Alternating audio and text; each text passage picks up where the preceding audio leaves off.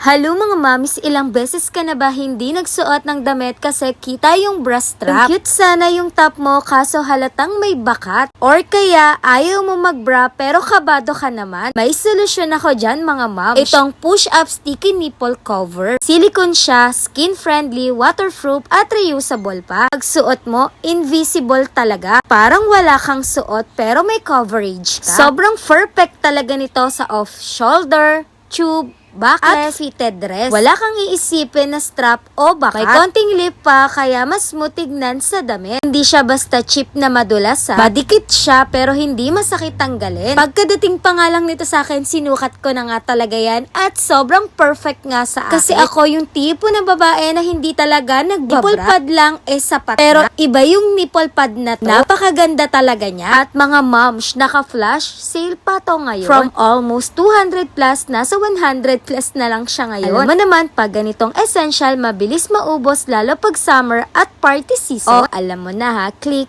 the yellow basket. Yun lang. Thanks for watching. Bye-bye!